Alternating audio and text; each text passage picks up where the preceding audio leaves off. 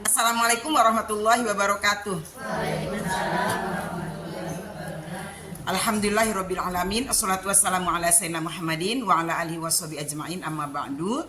Yang kami hormati jamaah Duyufur Rahman, tamu-tamu Allah Subhanahu wa taala yang insyaallah kita semua dimuliakan, diberkahi oleh Allah Subhanahu wa taala.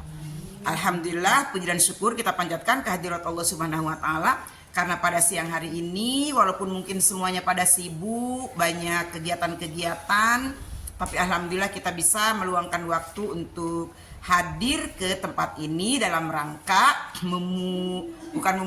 melanjutkan niat dan ikhtiar kita untuk bisa sampai ke rumah Allah. Semoga niat dan ikhtiar kita bersama insya Allah akan menjadi niat yang diridhoi oleh Allah Subhanahu wa taala, dimudahkan dan dilancarkan sehingga kita bisa bersama-sama hadir di Haramain. Shalawat serta salam untuk baginda kita tercinta Rasulullah Muhammad SAW pada seluruh keluarga, sahabat dan tentunya sampai akhir zaman.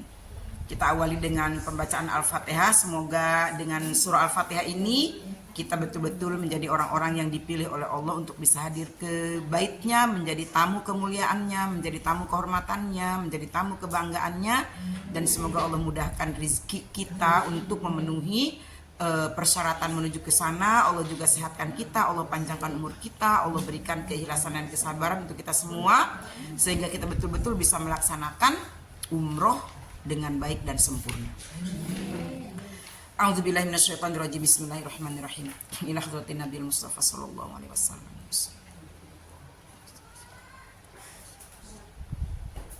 Al-Fatihah. A'udzubillahi minasyaitonirrajim. Bismillahirrahmanirrahim.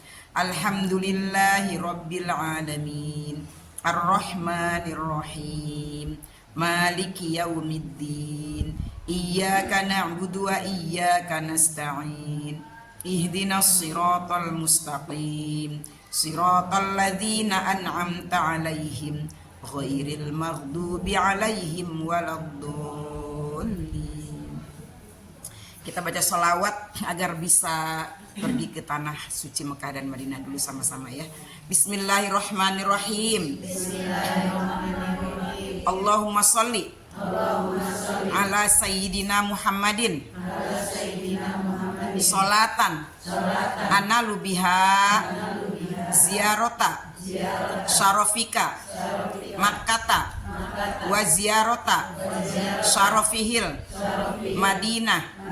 Allahumma sholli ala sayyidina Muhammadin sholatan analu biha ziyarota syarofika makkata wa ziyarota syarofihil Madinah.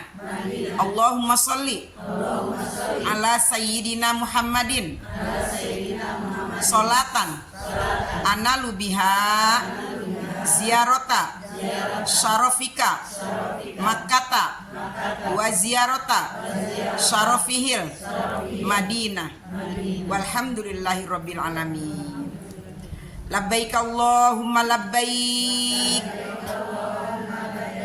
Labbaik la syarika laka labbaik. Innal hamda wan ni'mata laka wal mulk la syarika lak.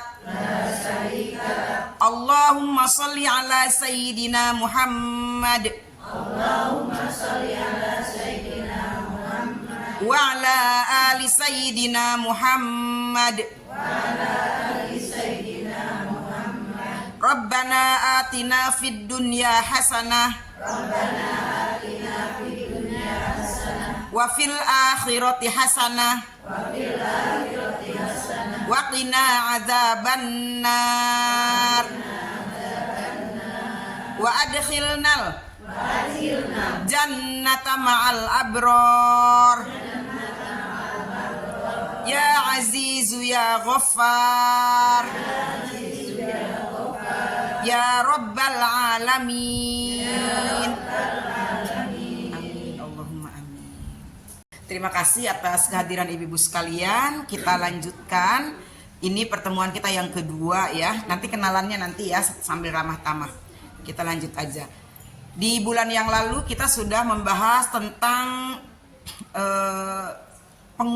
penguatan ya untuk kita bisa berangkat ke Haramain, agar kita bisa semangat, agar kita bisa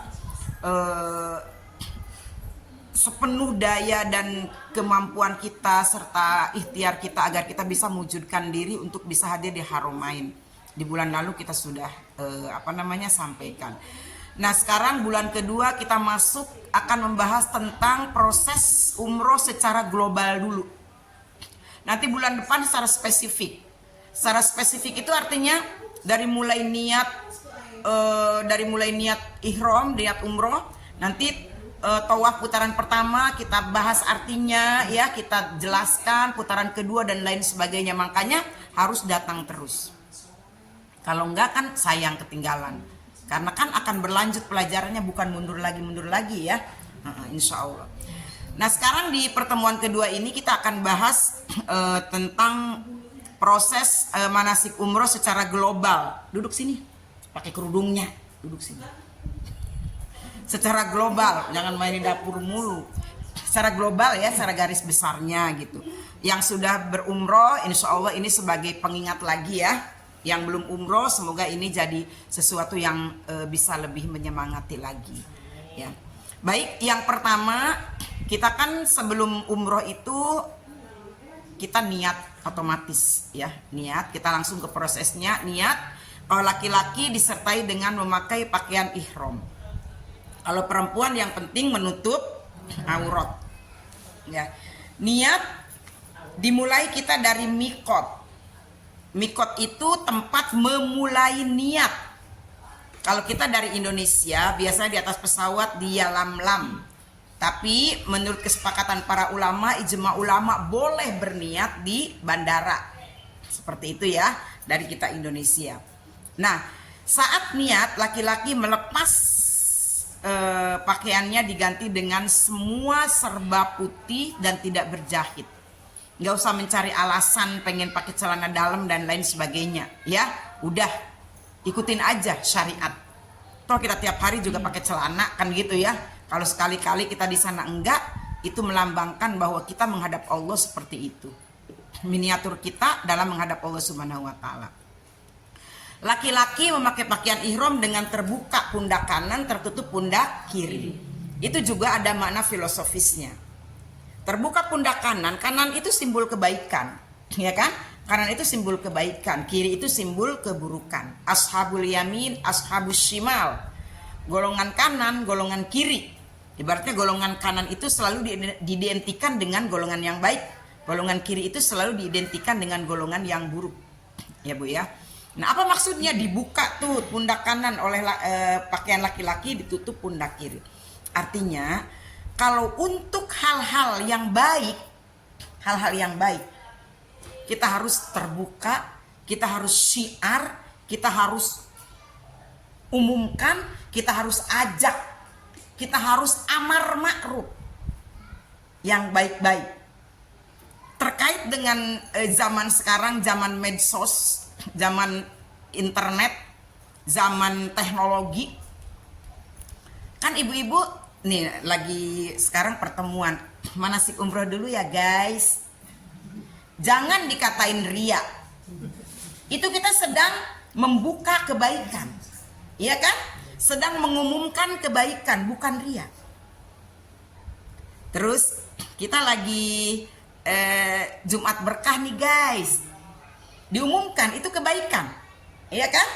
Ada hal yang positif, syiarkan. Kan inna safa wal marwata min sya'airillah. Haji dan umroh itu ibadah yang syiar. Syiar, jangankan RT RW, dunia tahu kita umroh, kita haji, iya kan? Dan emang harus disiarkan. Itu kebaikan. Kenapa kebaikan itu harus disiarkan, harus dibuka, harus diajak, harus diomong? Berapa banyak orang berbuat jahat, orang berbuat maksiat aja bangga, bener nggak? Sampai sedetail-detailnya orang berbuat maksiat dikasih tahu. Kita jijik nontonnya juga sampai geleh, enggak geleh. Hal yang enggak semestinya diceritain. di medsos. Masa kita nyeritain ngaji diomongin sama teman kita? Masa kita nyeritain sedekah dibilang ria? Kita ngimbangin zaman sekarang mah kemaksiatan tuh jauh lebih banyak daripada kebaikan.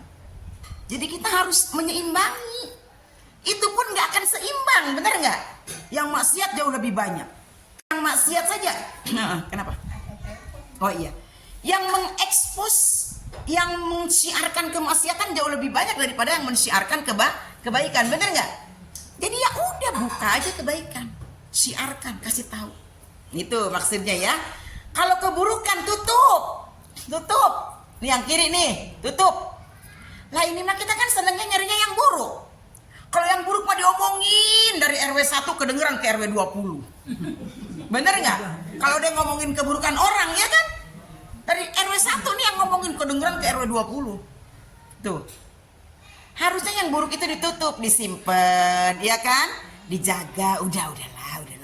Yang siar itu yang baik-baik. Ini mah malah senangnya yang buruk yang dibuka. Nah itu simbolnya ya Bu ya. Jadi yang baik diungkap, dibuka, disiarkan. Yang buruk udahlah. Yang suka ngomongin yang buruk-buruk nanti mengkontaminasi buruk buat kita. Bener nggak? Kalau kita mindsetnya positif, pasti kita juga akan jadi positif. Itu dari niat pertama ya. Terus kemudian secara globalnya aja dulu ya Bu ya. Setelah itu kan kita apa Bu? Tawaf ya. Tawaf itu kan keliling Ka'bah 7 kali. Ya, tawaf keliling Ka'bah 7 kali. Artinya apa? Makna filosofisnya secara globalnya aja.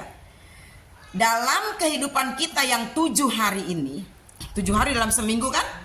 Kita tawaf keliling Ka'bah. Dalam kehidupan kita yang 7 hari ini, hendaknya kita jangan keluar dari perintah Allah, jangan keluar dari syariat Allah, jangan keluar dari hukum Allah.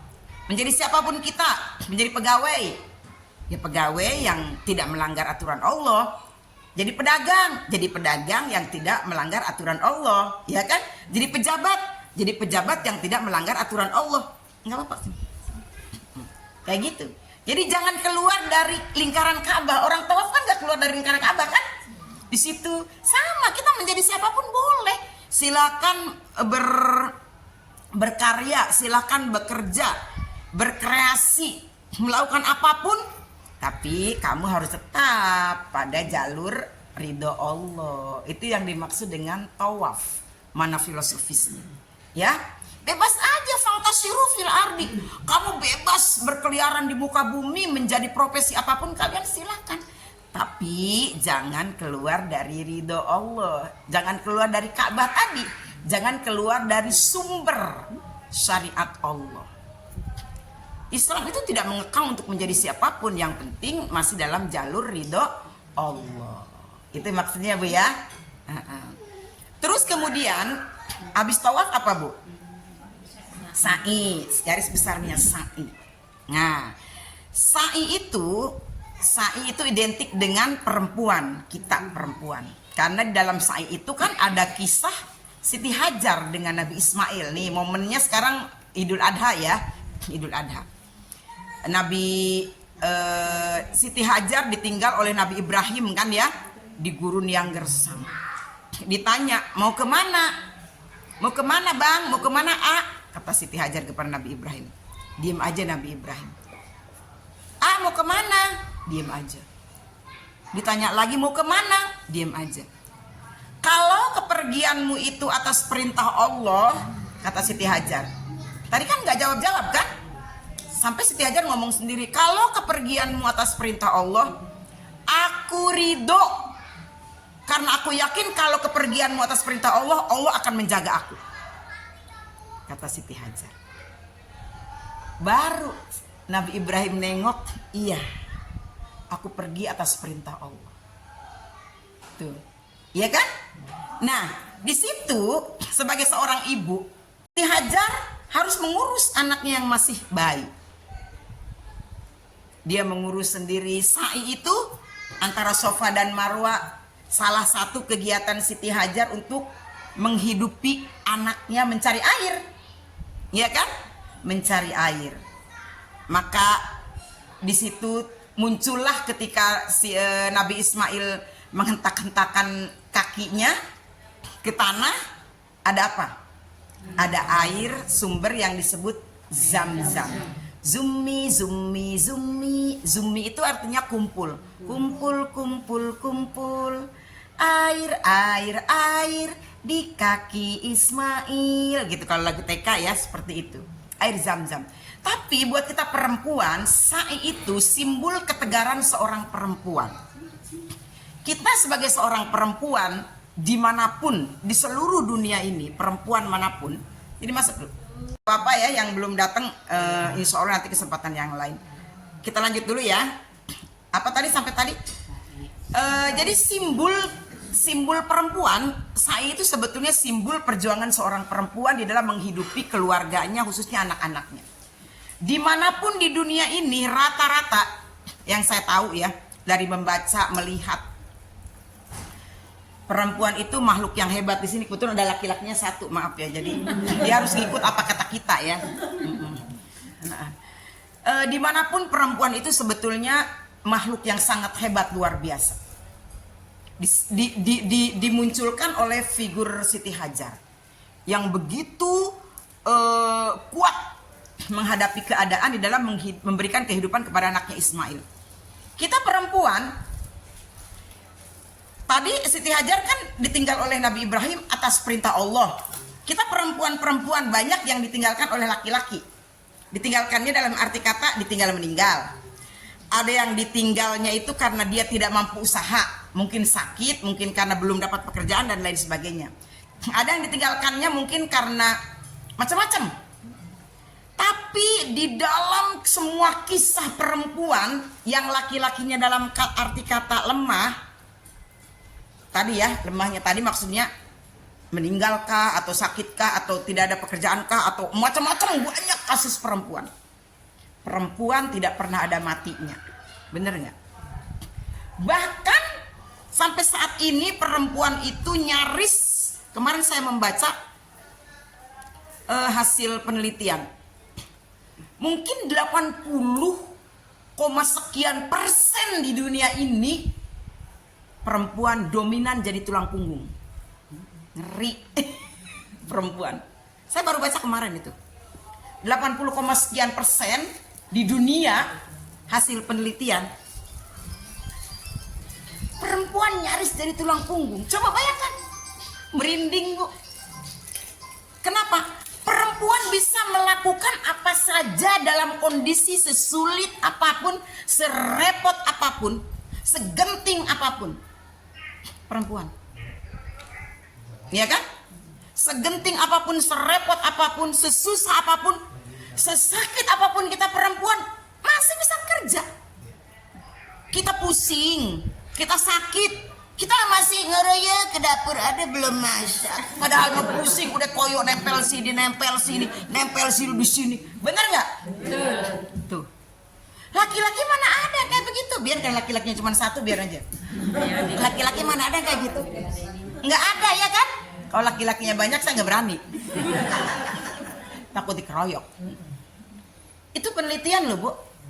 Tapi bukan hanya sekedar penelitian. Saya kalau pergi kemana-mana tuh suka ngeliatin kehidupan sosialnya, perekonomiannya. Nyaris di negara manapun dominan di pasar yang cari rezeki itu perempuan. Bener gak, Bu? Nggak usah jauh-jauh lah, kita pergi ke pasar kita, iya kan? Ya. Ke pasar dimanapun, mau pasar Jawa, mau pasar Sunda, mau pasar apa, perempuan yang dominan. Pabrik, coba kalau keluar pabrik, perhatikan, bener kan? Perempuan. Pegawai, perempuan luar biasa. Haji itu momentum, lambang kehebatan perempuan haji itu, karena di situ ada sa'i, Siti Hajar. Ya kita nggak bisa, mungkin bisa diem lah, anak kita harus diberikan hidup, harus diberikan kehidupan. Nggak mungkin dong kita diem, nggak ada. Perempuan masih belum ganti baju seragam, pulang kerja masih ngengklek tas ke dapur, ngambil sapu, ngelap, nyalain kompor, ya kan? Terus nyalain mesin cuci, terus wah ngelakuin apa aja. Padahal kita belum ganti daster, belum. Sambil kompor nyala, sambil mesin cuci nyala, sambil baru deh kita ganti daster. Kan gitu ya. Itu hebatnya perempuan. Nah, termasuk yang haji, umroh. Dari rombongan kita nih, setiap tahun yang kita bawa, laki-laki paling 11, 5, Ibu Predia, 7, 10. Ya kan perempuan. Gitu. Bukan karena saya sedang bicara di hadapan perempuan, tapi itu kenyataannya. Itu simbol kekuatan perempuan. Ya, jadi sekarang kita kumpul di sini pun saya yakin karena perempuannya yang kuat. Maaf kalau ngandelin suami-suami ibu-ibu. Pak, ayo Pak umroh. Udah mama aja lah. Dari zaman kita bawa jamaah ya, dari zaman kita bawa jamaah. Banyak banget dari jamaah kita yang curhat ke kita, Bun, gimana ngajaknya papahnya, saya pengen sama papahnya. Saya bilang daftarin aja dulu, daftarin. Ntar udah gonjreng, udah lunas, baru kasih tahu, Pak, ayo bikin paspor. Ternyata benar. Jadi gregetnya itu dari perempuan, semangatnya dari perempuan. Dan kita bersyukur menjadi perempuan. Semoga ini jadi ladang ibadah kita, ladang amal kita. Karena pada akhirnya kita di akhirat yauma yafirul mar'u min akhi wa ummihi wa abi wa sahibatihi wa bani likulli imri'im minhum yauma idzin sya'nu yughni. Di akhirat mana nanti kita mah suami lari dari istri, istri lari dari suaminya, anak lari dari orang tuanya. Likulli imri'im minhum yauma idzin sya'nu yughni. Pada hari itu gue sibuk dengan kondisi masing-masing. Lah kalau kita nggak punya amal pribadi, mau ngandelin. Kalau kita nggak punya amal pribadi, ngandelin siapa? Anak. Iya, memang anak yang soleh bisa menolong kita, tapi kita harus prepare buat amal kita pribadi. Ya, kalau ada anak soleh kita bonus. Kalau ada mungkin suami kita ngasih kebaikan buat kita, bonus. Jangankan di akhirat, di dunia aja kalau udah cerai, suami itu kan jadi orang lain. Bener nggak, Bu? Iya. Gitu. Jadi lana amaluna walakum amalukum. Untuk aku amalku, untuk kamu amalmu. Jadi sekarang kita harus berlomba. Ya. Nggak usah khawatir. Rezeki, selalu saya katakan rezeki itu seperti hujan. Seberapapun yang nadangin air hujan, dapat nggak air hujannya, Bu? Dapat. Hujan nih turun. Tetangga kita nadangin pakai drum. Tetangga sebelah lagi nadangin pakai ember. Sebelah lagi nadangin pakai bak. Kebagian semua nggak? Itulah sifatnya rezeki. Lah, tetangga kita nadangin air hujan pakai drum, lah kita nadangin air hujan pakai ceret kecil. Ya, ngapain? Itu maksudnya apa? Orang-orang nabung umroh, orang-orang nabung haji, kita bilang gini, saya mah mau nyekolahin anak dulu. Itu artinya orang nadangin pakai drum, orang nadangin pakai bak, kita nadangin pakai ceret. Saya mah mau nyekolahin anak dulu. Ya, biaya sekolah udah dijanjikan sama Allah pasti ada. Orang nadangin pakai drum, kita nadangin pakai drum. Pasti kebagian. Pasti kebagian. Itu sifatnya rezeki. Kalau kita hanya mengikat langkah kita buat biaya sekolah anak doang, Allah kasih tuh biaya anak sekolah doang. Kalau kita mengikat langkah kita sama punya uang, buat kehidupan sehari-hari aja, Bun, buat makan juga susah, dikasihlah susah sama Allah. Bener nggak? Itu. Jangan pernah mengikat langkah sendiri. Tadangin tuh, kalau perlu, lo tetangga jangan nadangin air hujan, gue aja sendiri. Drum, ember, bak, ceret, semua kita tuh. Nabung umroh, nabung buat nikahin anak, nabung buat kuliah anak, ada. Duitnya kan segitu aja, Bun, itu gajinya kan segitu. Secara kasat mata, duitnya cuma segitu aja. Tapi kalau kita disiplin mengalokasikan, Ibu nggak akan pernah menduga itu dari mana. Itu yang terjadi, yang kami alami. Secara pribadi, Saya sering mengalami hal seperti itu, tapi secara umum jamaah banyak cerita yang menggemparkan ibaratnya kalau untuk umroh dan haji. Banyak cerita yang di luar nalar. Tiba-tiba ada ini karena dia ada kekuatan, benar-benar mengalokasikan itu untuk ke rumah Allah.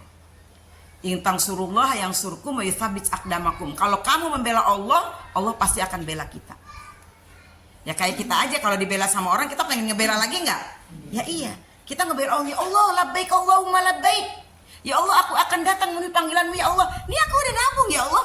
Padahal aku cuma punya penghasilannya segini, 200.000 hari bulan ini aku punya ya Allah. Tapi aku alokasikan 50.000 buat nabung umroh, 50.000 buat ini. Tapi yang pasti aku terus ya Allah, aku pengen banget ke rumahmu ya Allah, pengen banget ke rumahmu ya Allah. Pasti nggak ada yang gagal kalau beneran didisiplinkan, nggak ada yang gagal. Tapi kalau malehoy ada duit 500.000, udah ntar aja nabung bunda mah gampang nanti yang nanti ini dulu dah, beli ini dulu dah. Ntar ada lagi 300.000, ya udah ntar aja lah tanggung 300.000. Jadi nggak masuk terus tuh. Padahal kalau disiplin ada 300.000 ya ke bunda lah kasih 200. Ada 500.000, taruh ke sana lah, taruh umroh lah separuh buat ini. Itu pasti Allah berkahkan, yakin. Itu yang terjadi seperti itu. Nggak ada yang gagal kalau niatnya beneran seperti itu. Ya, kenapa ini harus digebrak?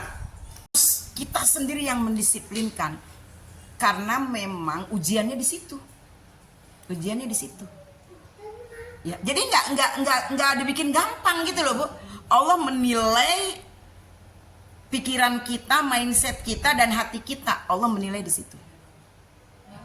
Ya, Allah menilai di situ. Nih orang nih beneran nggak sih? Nih orang sungguh-sungguh nggak sih? Kayak gitu. Kalau ternyata menurut penilaian Allah, nih orang beneran nih. Nih orang sungguh-sungguh nih. Akhirnya Allah kasih min haitsu la yahtasib, dari yang tanpa disangka-sangka, tanpa diduga-duga. Ya, jadi itu. Pokoknya kalau untuk umroh, untuk haji, jangan pernah sedikit pun ragu. Jangan. Dan kita harus disiplin. Allah kan gak bisa dibohongin. Misalnya kita punya nih sekian uang, kok gak ditabungin? Biarlah bunda gak tahu ini. Gak bisa. Urusannya bukan dengan saya, ya kan? Kan kata Allah mau ke rumahku. Lu bohong loh. Saya mungkin gak tahu. Ya Bun, saya ini nggak ada uang. Ya udah nggak apa-apa. Kan paling saya begitu, harus ada kan nggak bisa. Ya udah nggak apa-apa. Nanti kalau ada tabungin. Tapi ternyata ada, kan kayak gitu.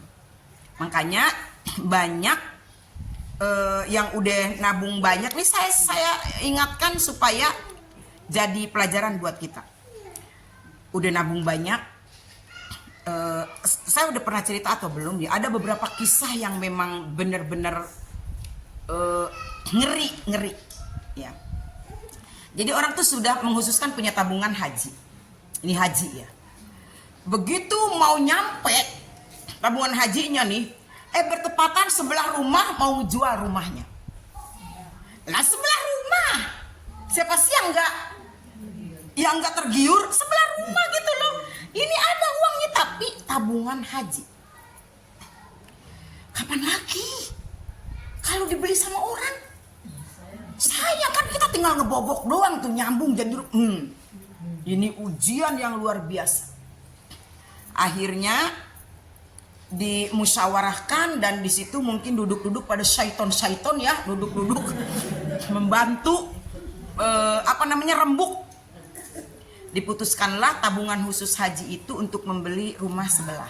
Nah kayak rumah-rumah kayak gini kan sebelah kan jarang-jarang kan. Belilah rumah. Dan ternyata menurut kisah itu sampai saat ini pun orang itu nggak berangkat umroh pun enggak. Ya, ngeri kan Bu? Itu saya mah banyak cerita yang kayak gitu-gitu. Ada lagi. Suaminya diam-diam nabung, pengen kasih surprise buat istrinya. Begitu pensiun tuh suami ngasih surprise sama istrinya, mah kita ke KBIH yuk. Ngapain Pak? Udah yuk.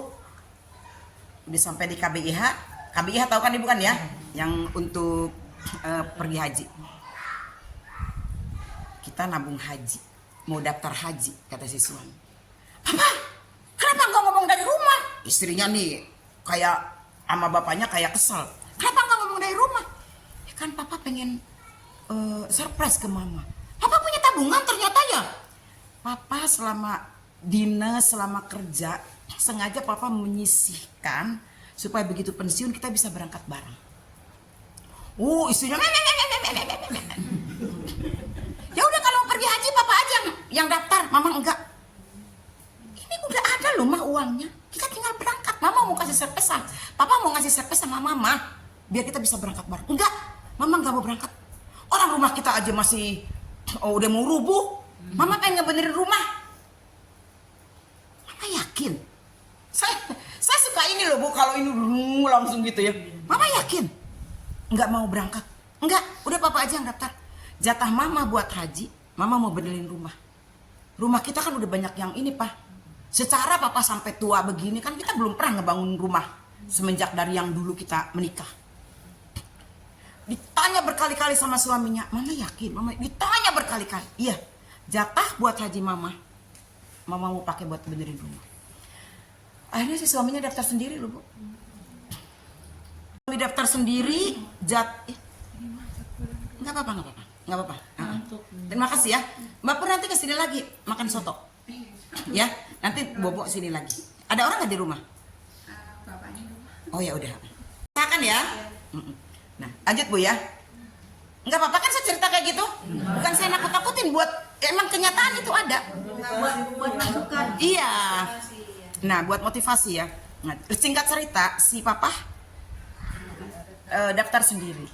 Jatah si Papa kasih ke Mama. Bu, ongkos haji berapa sih?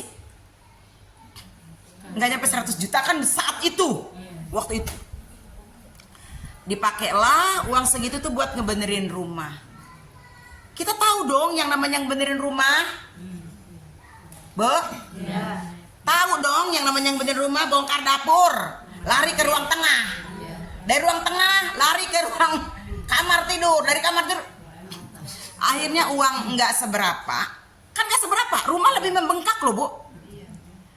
Akhirnya haji enggak, rumah ke atas enggak, ke bawah enggak, ibaratnya cek sudah mati kaluhur hente ke handap hente.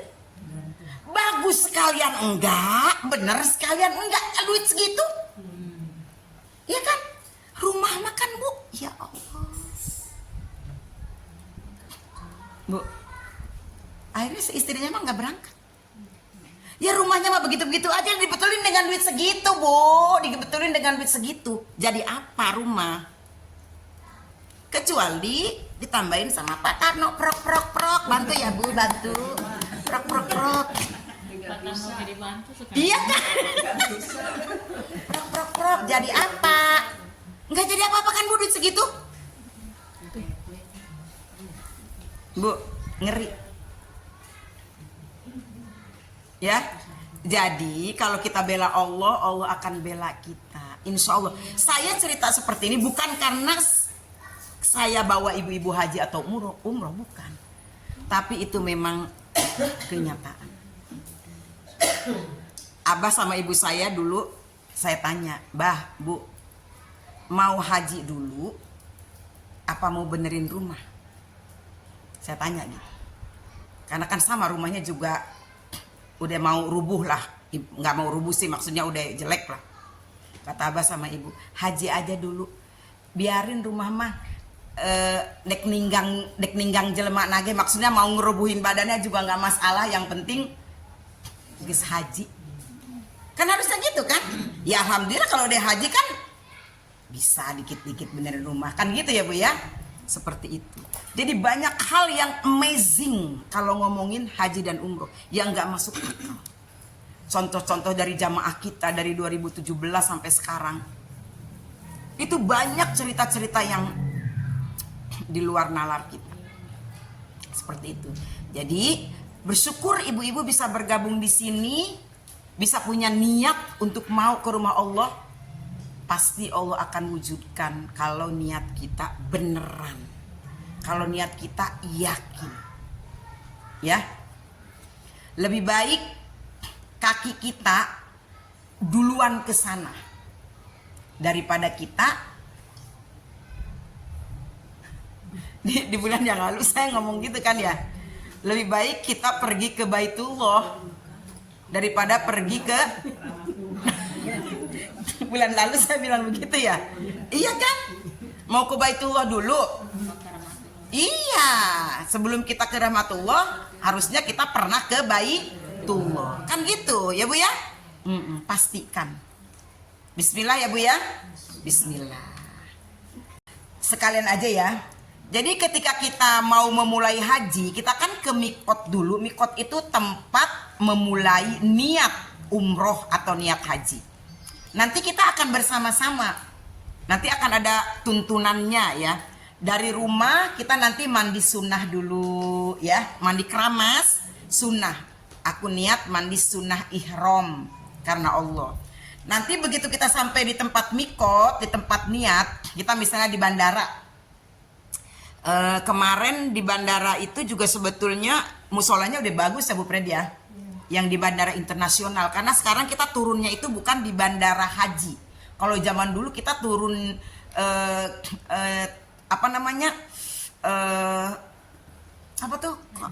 landingnya di bandara haji. Sekarang mah di bandara internasional yang ada akuarium besar itu ya. Nah di situ di belakang akuarium itu sebelah sana itu musolanya cukup besar.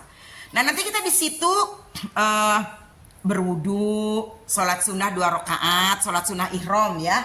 Nah nanti kita niat umrohnya itu bersama-sama, nanti dibimbing di bis. Nanti dipantau, nanti dipandu ya. Nanti ini baru opening aja ya, nanti dipandu. Insya Allah rombongan kita akan selalu dipantau, akan selalu dipandu supaya kita bisa memaksimalkan ibadah kita insya Allah. Ya, mudah-mudahan kita semua sehat sehingga bisa saling memantau, saling memandu. Ya. Dan alhamdulillah dari setiap tahun keberangkatan kita selalu ada perbaikan-perbaikan. Ya, 2017 pertama kali kita membawa jamaah dan begitu banyak. Mungkin saya sama Bu Predi belum paham betul bagaimana memanage jamaah yang banyak. Kebetulan waktu itu 48 apa 58 Bu Pred? Iya, itu kita 2 bis waktu itu. Ya. Pertama bawa 2 bis, coba bayangkan. Jadi kita tuh belum bisa memetakan bagaimana nih.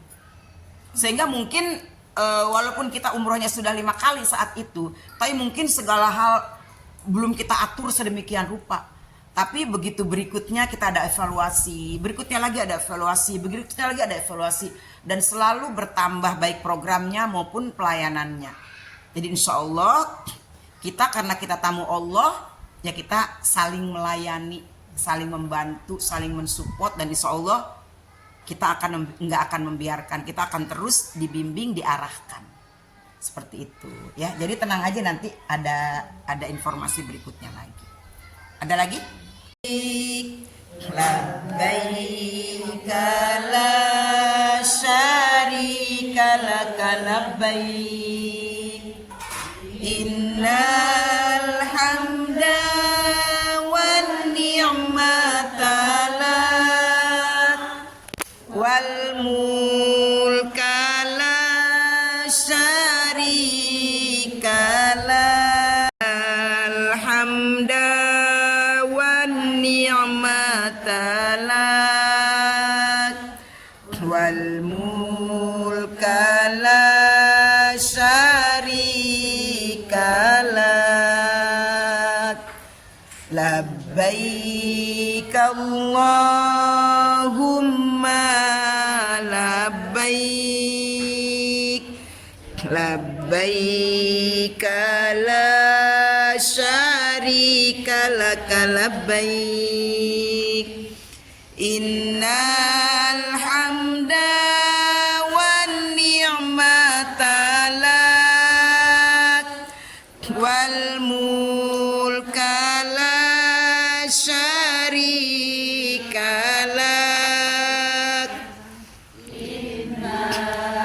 hamda wan ni'mata lak wal mulka la syarika lak. Allahumma sholli wa sallim wa barik alaihi.